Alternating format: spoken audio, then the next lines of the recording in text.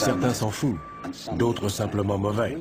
On a des types de 20 ans ici qui en sont à leur 5e peine.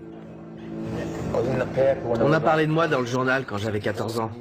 Genre, un jeune de 14 ans terrorise le quartier. Déjà une star. Si le mec nous file pas la thune, on le torture d'abord. Genre un coup de marteau dans la tête ou on lui brûle les orteils au chalumeau. Après, s'il a vu notre visage, on est obligé de le tuer. Ils n'ont pas bien conscience des règles. On leur dit non et ils se retournent en disant « je vais t'éclater ». Vous allez faire quoi? Vous allez faire quoi? Tout peut arriver. On peut être là en train de parler à un détenu et la seconde d'après, il y en a un qui se prend une queue de billard dans la tête. Hein? Vous allez faire quoi? Bienvenue en enfer. Mettez-le à terre! La prison d'Aylesbury, dans le Buckinghamshire, abrite les criminels parmi les plus dangereux de Grande-Bretagne. Bouffe ça. On y croise des meurtriers, des violeurs, des malfrats et des pédophiles. Le plus effrayant, c'est que les plus âgés d'entre eux ont tout juste 21 ans. Un détenu sur 5 purge ici une peine à perpétuité ou d'une durée indéterminée pour protéger la société compte tenu de la gravité de leurs crimes. Pour garder le contrôle de la situation, les surveillants doivent faire preuve d'une vigilance permanente. Mes chaussures? Mais ils doivent également aider ces jeunes à reconstruire leur vie brisée. Ils ne sont pas faciles à gérer. La plupart purgent de longues peines pour des crimes assez sérieux. Il faut tout reprendre à zéro. C'est difficile. On leur a appris qu'ils pouvaient faire tout ce qu'ils voulaient. Après s'être attirés des ennuis et s'être retrouvés devant la justice, ils atterrissent ici et on essaie de corriger ce que leur famille ou leurs amis leur ont enseigné. Certains nous poseront toujours des problèmes.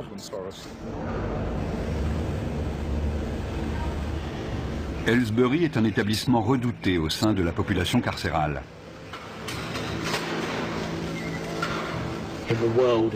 Chez les détenus, la légende veut que Aylesbury soit la pire prison du monde. Quand vous arrivez, vous êtes accueilli par 5 matons baraqués, armés de matraques, et on vous assomme à la descente du bus. Ceux qui arrivent ont peur parce qu'on leur a dit qu'il y avait des problèmes de gang, des bagarres tous les jours, 4 à 7 par jour. Mais depuis un an, ça s'est un peu calmé. En revanche, quand un incident éclate, c'est généralement très sérieux. Ils utilisent des armes, des queues de billard, des armes artisanales, dans la gorge, dans la poitrine, sur le front. Il n'y a pas de règle. Et c'est rarement 1 contre 1. C'est plutôt 6 contre 1. Si le personnel n'intervenait pas, il pourrait y avoir des morts. Caspian Hogg est le dernier arrivé. Il a 18 ans. Après avoir été incarcéré dans un établissement pour mineurs, il a été envoyé ici en raison de problèmes disciplinaires. Asseyez-vous ici. Combien de fois avez-vous été incarcéré? 4 ou 5 fois. Ok. Quelle peine cette fois? 4 ans. 4 ans, d'accord. Avez-vous déjà pris de la drogue, de l'alcool ou autre produit assimilé? Ouais. Ok. Quoi précisément?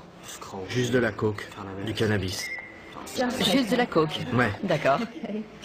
Vous serez suivi par mademoiselle Morgan. Il y a des gangs dans votre quartier? Ouais. Vous faites partie de quel gang? Stratford Longside. D'accord.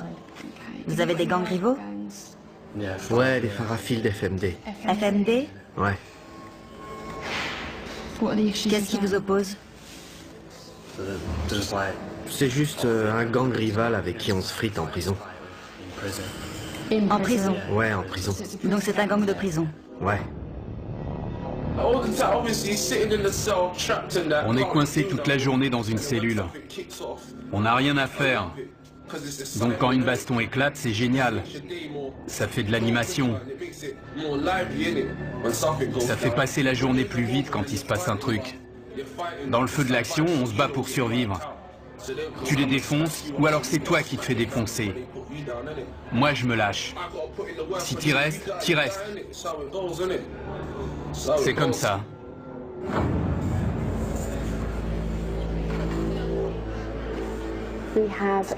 On a des membres de gangs venus de Liverpool, de Birmingham, de Londres, et ils sont tous rivaux. Certains viennent de milieux où ils n'ont connu que la violence. C'est déjà ouvert? Oui, c'est déjà ouvert. Les radiateurs devraient être éteints ce soir. Je sais, il fait un peu chaud. Je peux poser mes affaires de douche? C'est un nouveau lieu, un nouvel environnement. Les 24 premières heures sont les plus explosives. On s'assure qu'ils ont tout ce qu'il leur faut et qu'ils sont bien installés pour leur première nuit. Les rivalités entre gangs entraînent d'inévitables règlements de compte. Les nouveaux venus sont particulièrement vulnérables, car ils n'ont pas encore de repères et doivent faire leurs preuves. Dès qu'un incident survient, une alarme est déclenchée. Pour éviter que la situation dégénère, les agents de sécurité interviennent rapidement. Vous êtes blessé? Non, non. Non? C'était quoi le problème? Rien. Allez! Non, non. C'était sûrement pas pour rien. Non, non, non. Ils sont juste venus là, vous frapper pour rien. Je sais ce qui s'est passé. C'est le nouveau qui vient d'arriver. Il s'est déjà battu la semaine dernière. C'était les représailles. Les deux se battaient. Les deux se sont donné des coups à la tête. Ils se disaient bonjour. Vous, ça va? Oui, ça va. J'ai pris un coup dans le sein. Mais si ça se trouve, c'était son coude à lui.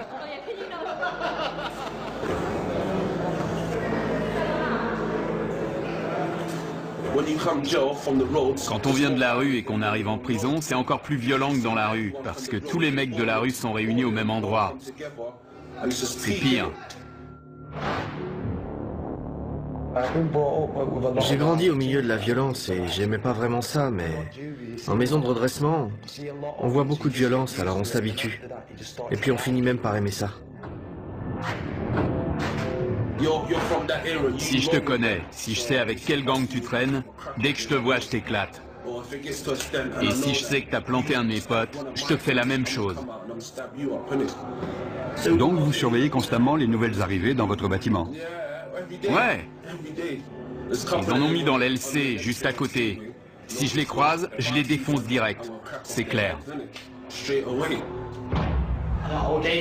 Le quotidien en prison, c'est pas la joie. Vous pouvez être le mec le plus balèze avec la plus grosse réputation, il faut quand même surveiller vos arrières. On est tout le temps parano, tu vois. On est sur nos gardes tout le temps, on surveille les autres. On est tous des criminels ici. Comme je l'ai dit, des fois mon but c'est de faire mal à quelqu'un. Des fois je me réveille le matin et je suis pas d'humeur pour ça. Sérieux. Et des fois je me dis que je vais lui mettre la raclée de sa vie. Je me dis, quelle différence ça fait. Je sais qu'il me reste que 10 mois à tirer, mais autant aller lui régler son compte. Au cours de leur période d'intégration, avant d'être installés, on propose aux détenus de travailler ou de suivre des cours. Ceux qui acceptent pourront passer plus de temps dans les espaces communs. Il n'y a que 3 surveillants à cet étage et jusqu'à 50 détenus peuvent sortir de leur cellule. C'est le moment dangereux de la journée. Il faut rester très vigilant. On peut avoir tendance à se relâcher parce que 90% d'entre eux sont très corrects. Mais il faut se méfier, c'est notre boulot. La situation peut dégénérer à tout moment. Caspian et 2 nouveaux arrivants ont forcé le passage pour s'introduire dans une cellule.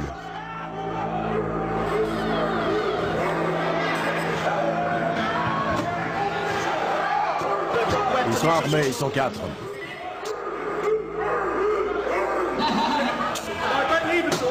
Les détenus ont barricadé la porte. Les surveillants ne peuvent pas entrer. Je veux voir tous les détenus dans leurs cellules.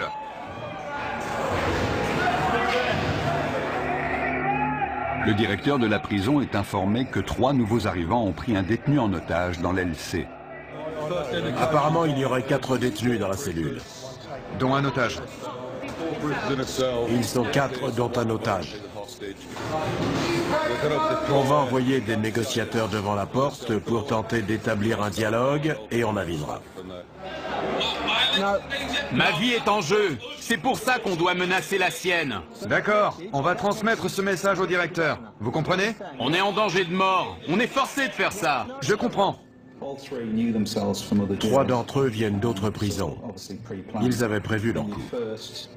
Notre priorité, c'est l'otage. Si vous faites pas venir le directeur, je le viole. Je vais le violer. Écoute, tu n'as pas à lui faire de mal. On t'écoutera de toute façon.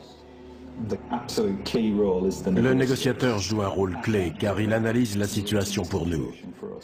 Si nous sentons que la vie d'un détenu est en danger, il est clair que les négociations sont terminées et qu'on doit intervenir.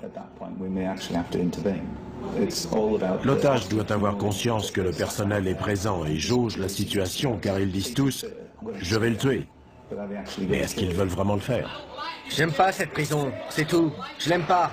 T'es pas le seul.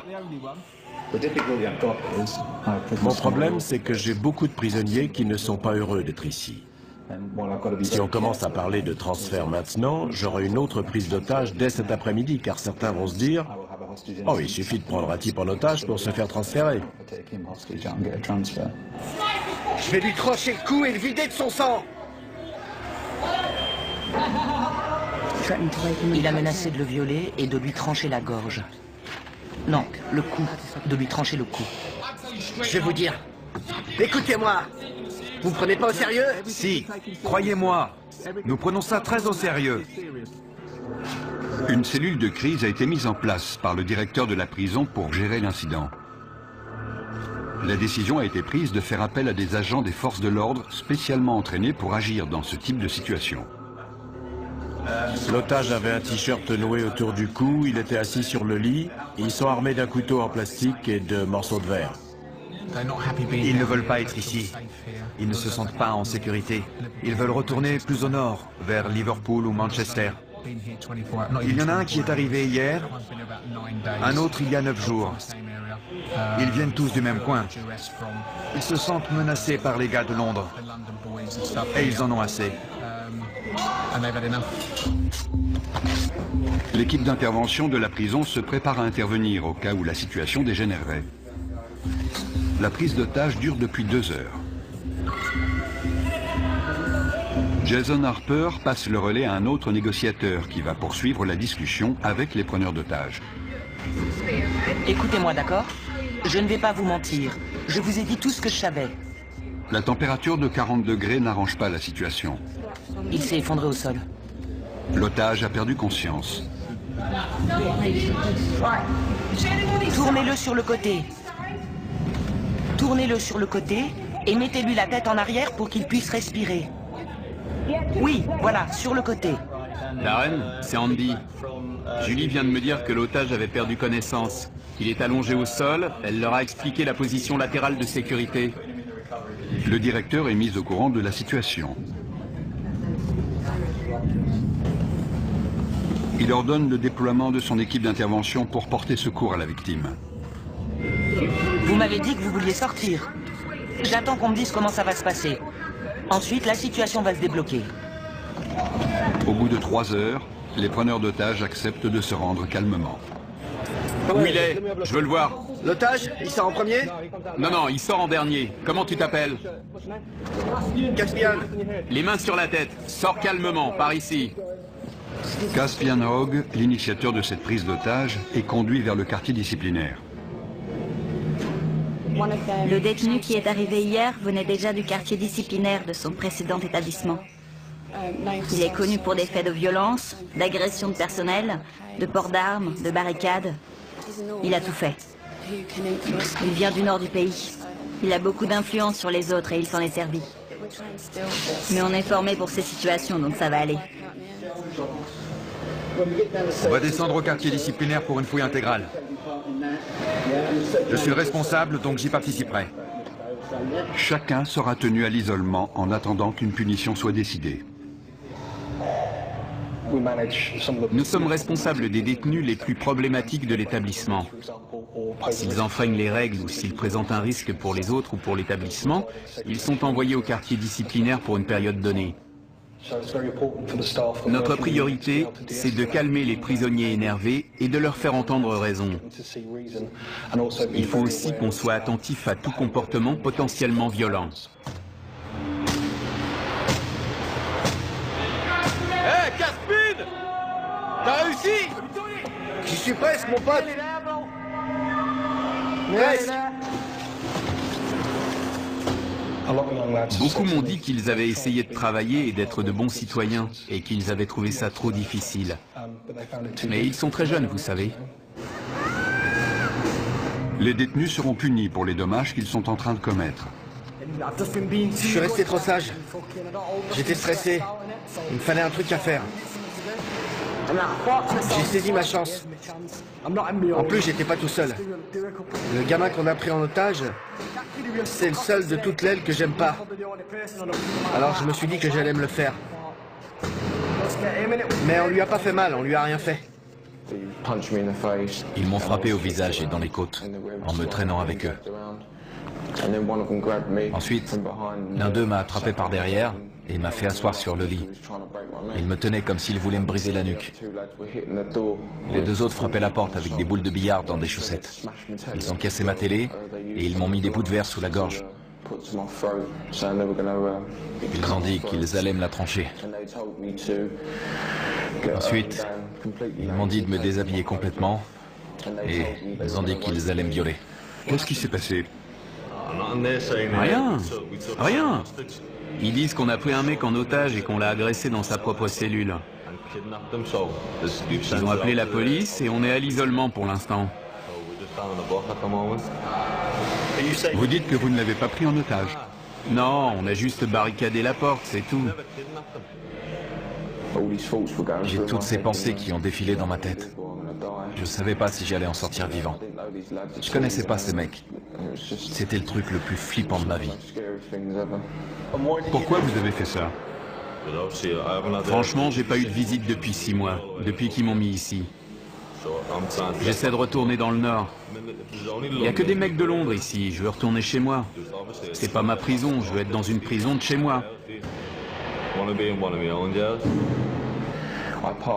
Je suis tombé dans les pommes. Je me souviens juste qu'ils étaient en panique. Ils croyaient qu'ils m'avaient tué. Si on continue les conneries, si on agresse les surveillants, ils nous transféreront. Ça va, Liam? Ouais, et vous? Pas trop mal. J'ai connu des jours meilleurs.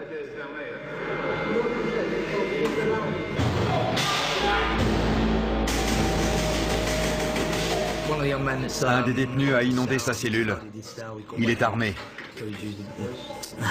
Il a cassé le manche de son balai. On lui a demandé de nous le remettre. On va le déplacer dans une cellule où il n'y a pas d'eau. C'est trop court. Il doit lui en rester. Le détenu a jeté les morceaux de manche à balai dont il se servait comme arme. C'est trop court. Pourquoi vous avez gardé ce morceau, hein? Je vous avais dit de tout jeter. Reste sur le côté. Déverrouille la porte et je la pousserai. Reculez vers nous. Doucement.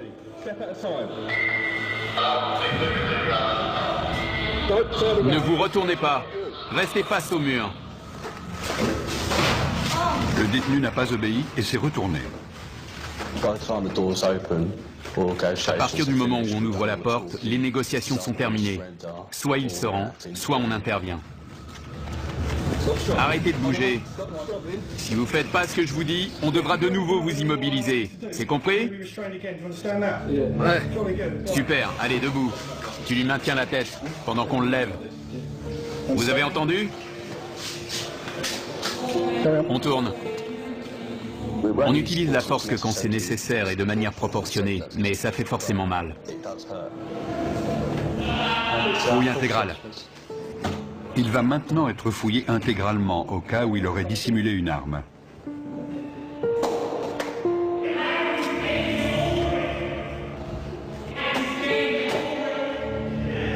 Retournez-vous. Bande d'enflures. Vous avez des réclamations à faire sur la façon dont on vous a traité? Non, non, ça va. Non? D'accord. Je vais vous demander de réfléchir aux conséquences de vos actes. Ce n'est pas la bonne méthode pour obtenir un transfert. Maintenant, je veux que vous alliez vous coucher. Clé. Nous devons les garder dans le quartier disciplinaire pendant un certain temps. Sinon, les autres vont se dire qu'ils peuvent prendre des otages quand ils veulent pour obtenir un transfert. Des détenus de confiance nettoient les dégâts causés par les preneurs d'otages. J'ai choisi la voie la plus facile. J'essaye de rendre cette peine la moins désagréable possible. On a le choix. Si tu fais le con, tu te retrouves à l'isolement tout seul sans télé, ça craint. Les détenus exemplaires participent au fonctionnement de la prison, ce qui leur permet de passer plus de temps en dehors de leur cellule. Josh est responsable de la lessive dans le quartier disciplinaire. Ça pue. Dans le quartier disciplinaire, Caspian se plaint d'entendre des voix dans sa tête et demande une aide psychologique.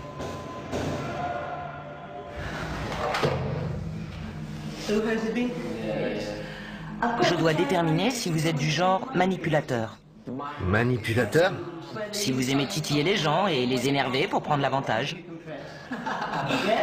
Non, sérieux. Je risque de vous poser des questions qui vont vous énerver. Ouais. Vous avez le droit d'être en colère. Ce que vous n'avez pas le droit de faire, c'est être violent.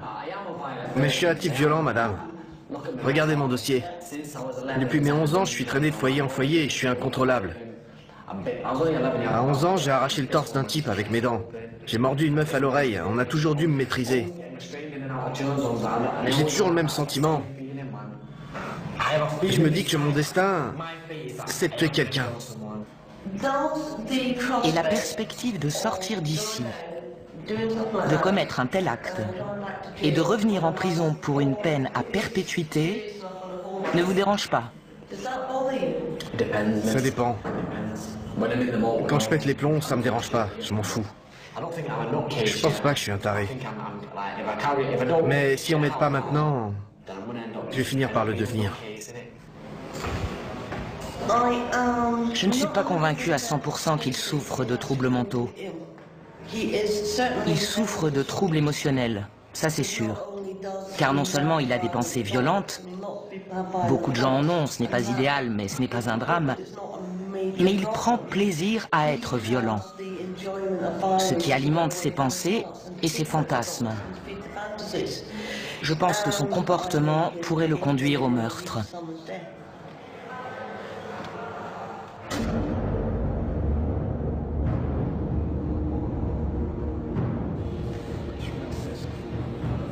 Liam Brennan, l'un des 3 preneurs d'otages présumés, a demandé un rendez-vous avec son avocat pour préparer sa défense. On voulait juste le choper dans sa cellule et fermer la porte. Mon rôle n'est pas de minimiser le délit, mais d'essayer de comprendre pourquoi et comment c'est arrivé, et quelle a été ton implication. Tu ne peux pas dire, c'est pas moi, j'ai rien fait. Ça, il te croira jamais. Écoute, différentes peines sont envisageables. J'espère que le juge optera pour des jours supplémentaires. J'ai pas le droit à l'erreur. J'avais pas parlé à ma femme et à mon gosse depuis 1 an. Elle m'a recontacté il y a quelques jours et je lui ai dit que je sortirais le 11 décembre. Les services pénitentiaires ont décidé de ne pas poursuivre Liam. Il se retrouve donc en commission de discipline. Asseyez-vous, monsieur Brennan. Je suis juge, je n'ai aucun lien avec cet établissement, vous comprenez? Oui. Vous êtes représenté par monsieur Ahmad, c'est exact? Oui, monsieur le juge. Pouvez-vous vous identifier, s'il vous plaît? Jason Harper. Vous serez le témoin de cette affaire? Oui. Il est dit que le 29 mai, vous avez retenu une personne contre son gré. Coupable ou non coupable? Non coupable. Monsieur Ahmad? Qu'avez-vous vu monsieur Brennan faire exactement? Il a passé beaucoup de temps à la porte avec moi pour m'expliquer leurs intentions. Je ne veux pas parler à votre place, mais si je comprends bien, il n'a pas menacé ni brutalisé d'une quelconque façon la victime. C'est exact. Lorsque vous étiez dans la cellule, avez-vous exprimé clairement votre désir de coopérer avec... Vous orientez l'accusé. Oui, monsieur le juge. Ne le faites plus. Vous connaissez la loi et la notion de complicité. C'est comme le chauffeur du véhicule qui attend les braqueurs de banque. Il se rend coupable de vol même s'il n'a pas pénétré dans la dite banque. Monsieur Brennan n'a apparemment eu aucun contact physique avec ce détenu qui était apparemment séquestré. Avez-vous vu les autres retenir la victime? Je n'ai vu personne le retenir. Quelle était la taille de la cellule? Petite, c'est une cellule de prison. J'ai du mal à croire que vous n'ayez rien vu. Ça me paraît inconcevable. Ou alors il ne s'est rien passé. Parce que sinon vous l'auriez forcément vu. C'est ça que vous me dites? Je dis pas qu'il s'est rien passé. Je dis juste que j'ai rien vu. Je regardais de l'autre côté, vous avez entendu Monsieur Harper.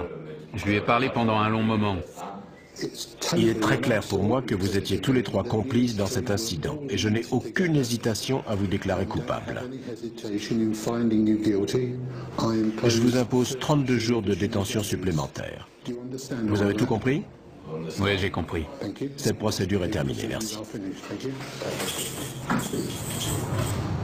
Pourquoi n'a-t-il pas été mentionné que la victime avait été dénudée et menacée de viol? Ça m'a surpris. Ouais, ça m'a étonné aussi. C'est mon jour de chance. L'agression n'a pas fait l'objet d'une poursuite pénale car la victime a eu trop peur pour témoigner. Dans le quartier disciplinaire, tous les privilèges, y compris la télévision, sont retirés. Brennan refuse de retourner dans sa cellule, à moins qu'on lui apporte une télévision pour qu'il puisse suivre le match de foot Angleterre-Ukraine. Je ne vous entends pas. Vous savez quoi? Quoi? Je suis coincé ici 2 semaines sans télé, donc je m'en fous de m'attirer des ennuis. Liam, je ne veux pas que vous restiez ici plus longtemps que nécessaire, car vous êtes quelqu'un de bien. C'est vrai. Je peux vous proposer des activités, de la peinture, ou alors vous pouvez demander des cours. Moi? Demander des cours? J'ai pas suivi de cours depuis mes 11 ans, demander des cours? J'ai pas envie de me pendre. Michel Morris parvient enfin à convaincre Brennan de rejoindre sa cellule. Pour sa participation à la prise d'otage, Caspian est condamné à 38 jours de détention supplémentaire. Caspian, c'est votre dernière chance d'obtempérer. J'ai dit non. Les surveillants tentent de le raisonner, mais il refuse de retourner dans sa cellule. Il sera envoyé dans le quartier disciplinaire jusqu'à ce que le directeur estime qu'il est capable de rejoindre les autres détenus. Caspian, si tu ne suis pas nos instructions, on t'immobilisera de nouveau. D'accord? Personne n'est au-dessus du système.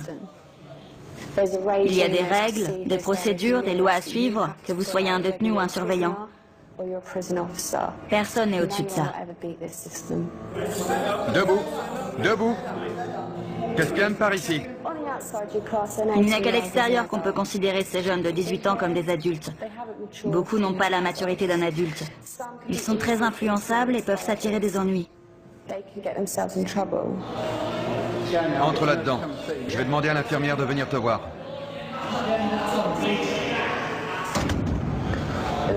S'ils me remettent avec les autres, je vais vous dire la vérité. Je vais faire mal à quelqu'un. Sérieux, je déconne pas. S'ils me remettent là-bas, je vais choper un de ces connards et je vais le défoncer comme il faut. Je suis sérieux. J'ai l'impression d'avoir une double personnalité. Tout m'énerve, tout le monde m'énerve. J'aimerais parler à quelqu'un, mais j'ai la tête en vrac. J'ai l'impression qu'elle est énorme. Il y a tellement de trucs là-dedans, je me sens vraiment en colère. Je suis en rogne. Il y a certains détenus que je n'aimerais pas voir libérés avant très longtemps. Parfois, on travaille avec eux simplement pour les aider à gérer le fait qu'ils sont en prison. Mais je n'ai jamais rencontré de détenu que je ne pensais pas pouvoir aider à répondre à son environnement de façon plus positive.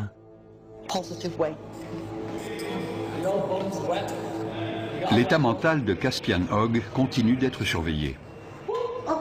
De quel autre traitement pensez-vous avoir besoin? Est-ce que vous pensez que je peux faire autre chose pour vous aider? Non, rien. Il n'y a rien d'autre que vous puissiez faire. Pensez-vous que vous avez besoin d'apprendre à contrôler vos émotions? Non, je crois pas. Je connais mes émotions et je crois plutôt que j'en ai pas assez. J'essaie de pleurer, mais j'y arrive pas. Je peux pas pleurer. Sauf des fois, ça vient sans prévenir, ça arrive. Vous voyez de quoi je parle? Je pleure pas quand il se passe un truc triste. Ça m'arrive même de rire. Pour vous, est-ce plus normal de penser à ce que ressentent les autres ou de ne pas y penser? Ça dépend des moments. Là, c'est moi, je suis là, je vous aime bien. Vous me comprenez? Mais si vous tombez sur moi un autre jour, quand je suis en mode furieux, je vois des choses différemment. Tout est en vrac. Je pense comme un psychopathe. Quand j'étais gosse, j'ai jamais voulu devenir policier ou ce genre de truc. Déjà, quand j'avais 8 ou 9 ans, j'ai toujours voulu tuer des gens. Mon père s'est fait assassiner quand j'avais 6 ans. C'est un truc de dingue, quoi. Depuis, c'est le brouillard. C'est le bordel dans ma tête. Jeudi, je vous ai pris rendez-vous avec un psychiatre. Cool. Je ne sais pas à quelle heure ce sera. Ok. Il vous prescrira peut-être des médicaments. Je serais content s'il m'en donne. Mais s'il m'en donne pas, je serai en rogne. Ça vous mettra en colère? Ouais, carrément. Je suis convaincu qu'on ne naît pas bon ou mauvais. On apprend de notre environnement comment réagir au monde qui nous entoure. Et certains apprennent que la meilleure façon de réagir à ce monde, c'est par l'agression ou la violence. Super papa, tu sais comment je t'aime? Et quand tu l'ouvres, c'est marqué gros comme ça. Le père de Caspian a été assassiné quand il avait 6 ans. Il est donc très conscient de son rôle de parent. Je veux pas que mon fils grandisse dans les mêmes conditions que moi. J'avais 14 ans quand je l'ai eu, mais j'ai vieilli. À l'époque, j'avais pas toute ma tête. Je faisais que fumer de l'herbe, voler, j'étais débile. J'étais un gamin, donc je faisais des trucs de gamin. Maintenant, j'ai mûri. Il faut que je prenne mes responsabilités pour mon fils. Je veux qu'il aille à l'école pour qu'il soit intelligent. Je veux pas qu'il finisse comme moi dans la rue ou en prison. Qu'il soit obligé de commettre des crimes. Je vais être là pour lui, qu'il puisse me parler ou me demander de l'argent quand il en a besoin. Je vais être un père pour lui, c'est tout. Il faut que je sois un bon père. C'est con de jamais le voir, c'est vrai. C'est horrible. Il faut tenir le coup et pas lâcher l'affaire. Je peux lui parler de temps en temps, c'est déjà ça. Devon avait 15 ans quand son fils est né. À l'époque, je voulais pas de gosse, tu vois. Mais c'est arrivé comme ça. Elle m'en parlait tout le temps. Et alors je me suis dit, pourquoi pas? Quelqu'un va peut-être te régler ton compte demain. Tu sais pas où tu vas finir, alors autant pas perdre de temps. Vous avez vraiment pensé à la mort à ce moment-là? Ouais, évidemment. Dans mon quartier, il y a beaucoup de violence. Des gens meurent tout le temps. On n'est jamais à l'abri, ils peuvent vous dégommer quand vous traversez la rue. Pour certains détenus, le téléphone est le seul moyen de rester en contact avec leur famille. Ouais, tu me manques, bonhomme. Non, tu peux pas venir me voir. Papa est occupé. Papa nourrit des animaux. Je sais pas comment ça se met. Je veux pas que ça lui tombe dessus. Dans la chapelle de la prison, Josh se prépare pour la fête des pères. Exceptionnellement, les détenus exemplaires sont autorisés à passer du temps avec leurs enfants. Je peux jouer avec lui? On peut se rouler tous les deux par terre, je peux lui courir après. Une fois, il voulait que je vienne l'attraper, mais je pouvais pas aller plus loin. Je suis heureux de pouvoir passer 5 heures avec lui au milieu des rires et des pleurs. J'ai envie de l'attraper et de lui faire des câlins. Tu peux ouvrir la bouche? Bravo. Ça me plaît pas de le voir se faire fouiller, mais je préfère avoir cette relation avec lui. J'ai de bonnes raisons de changer. J'ai un gosse et une fiancée, une famille qui a besoin de moi. Pour être honnête, si j'avais pas ma famille, je me serais sûrement pas comporté aussi bien. Viens là, mon grand. Ils ont besoin de moi. Ils comptent sur moi pour sortir d'ici. Où elle est, ta cape? Tu fais ton timide? Si je me comporte bien, je retrouverai ma famille. C'est simple. Si je joue le jeu, je gagne tout. Sinon, je perds. Comment ça va, ma belle? Oh, arrête.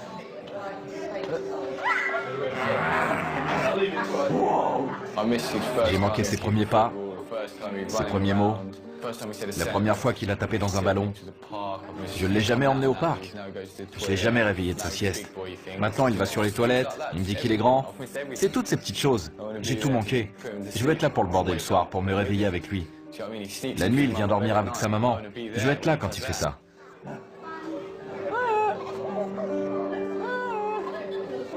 Messieurs, dames, s'il vous plaît, vous pouvez vous dire au revoir? Tout va bien. Quand j'ai su que j'allais en prison, je pensais qu'elle allait m'oublier. J'avais 18 ans. Et on était ensemble depuis 2 ans et demi. C'est un vrai test pour des adolescents, de rester fidèles et loyaux. Quand on est en prison, on ne pense qu'à ça. Il faut pouvoir compter sur quelqu'un de confiance pour traverser ça. Sinon, on craque. Je pourrais être là toutes les nuits à imaginer qu'elle me trompe. À plus. Je t'aime.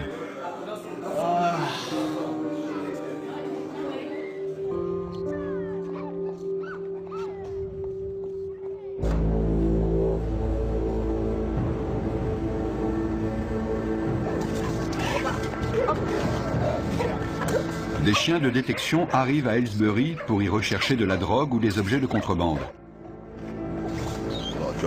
Il y a beaucoup de dealers en prison, et ça ne risque pas de s'arrêter. Il y a de l'argent à se faire. Les téléphones portables sont aussi un problème sérieux. C'est pour ça que les chiens sont capables de les trouver. Ils peuvent être utilisés pour planifier des évasions ou tout autre type d'événement. On fouille des cellules tous les jours. Et tous les jours, on trouve des choses. Sortez de votre cellule. Quand ils voient les chiens, certains se précipitent pour cacher leur matériel. On demande aux détenus de sortir de leur cellule pour que les chiens puissent travailler tranquillement. C'est n'importe quoi, il va renifler partout. Comment savez-vous qu'il a trouvé quelque chose? Il s'immobilise et pose son nez sur l'endroit concerné. Si c'est hors d'atteinte, il reste assis et regarde dans la direction de l'objet.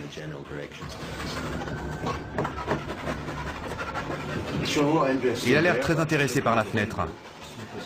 Je vérifie s'il n'y a rien à l'extérieur. Il a peut-être senti une odeur de joint qui venait de la rue. Il reste concentré sur la zone autour de la fenêtre et du lit.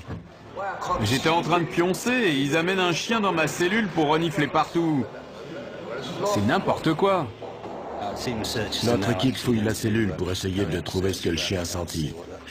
Il semblait concentré sur une zone en particulier, donc c'est là qu'on fouille en premier. J'espère qu'on va trouver quelque chose. Les chiens poursuivent leur inspection des cellules. Ça sent dès qu'on l'ouvre. Il a fumé dans sa cellule, c'est sûr. Le chien va nous dire si la drogue est encore là. Oui, ça sent. Il y a de la drogue et des téléphones partout dans la prison. Avant, tout le monde planquait ça dans le meuble de l'évier en retirant les vis avec un coupe-ongle ou un truc dans le genre. Je vous en dirai pas plus.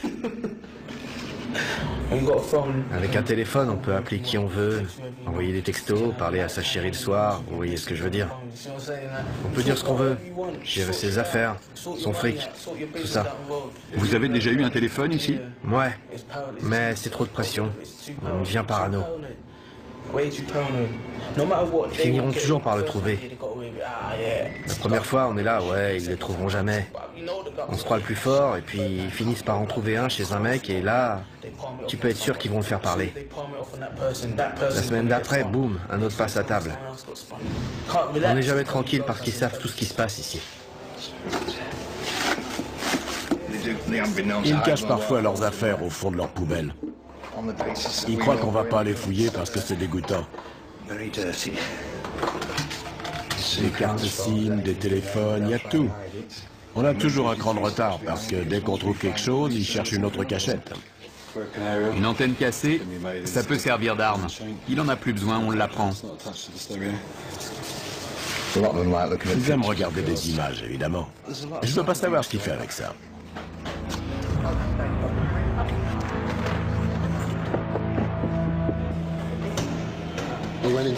Dans une cellule, on a trouvé un téléphone avec un chargeur. Donc, nos équipes vont l'inspecter une deuxième fois. On a trouvé des petites choses, mais le plus important, c'est de montrer qu'on est vigilant et qu'on peut lancer ce genre d'opération quand ça nous chante.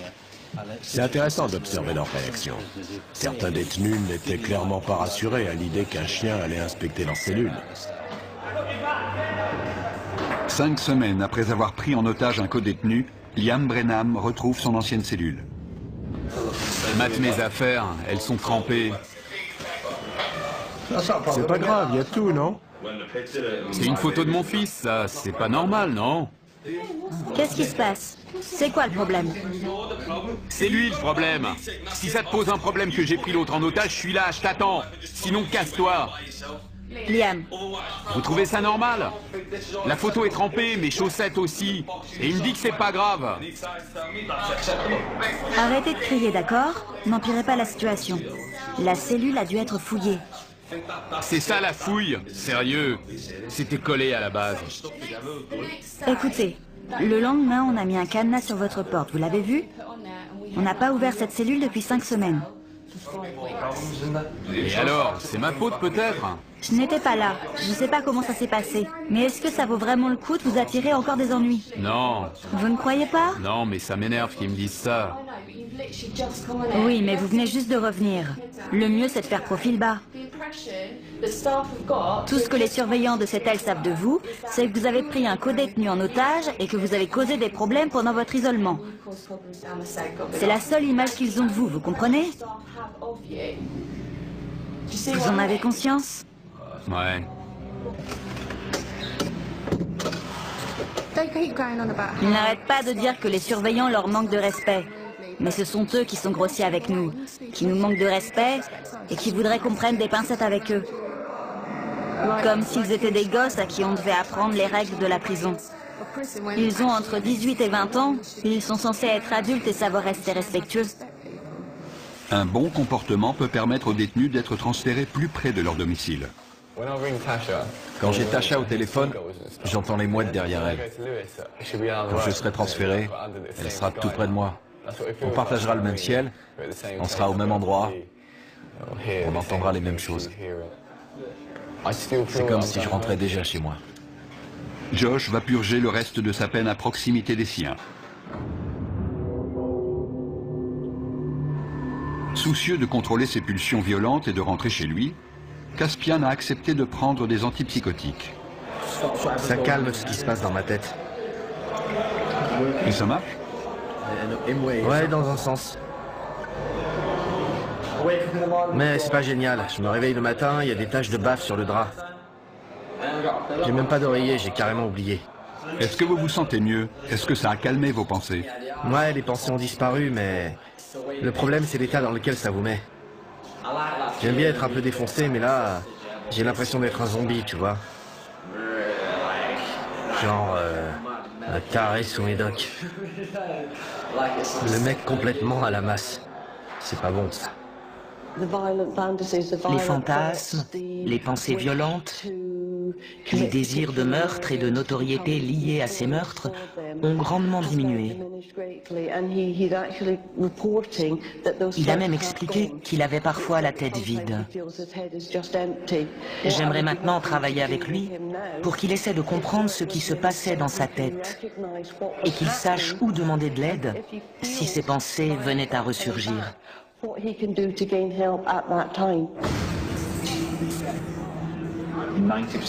90% des détenus que nous accueillons ici vaquent à leurs occupations et font ce qu'on leur demande. Il peut y avoir de petits incidents, mais c'est tout. Ce sont les 10% restants qui causent la majorité des problèmes. Ils ne veulent pas rester tranquilles ni faire ce qu'on leur dit. Ils se rebellent constamment. Ils essaient de créer le désordre pour saper notre travail.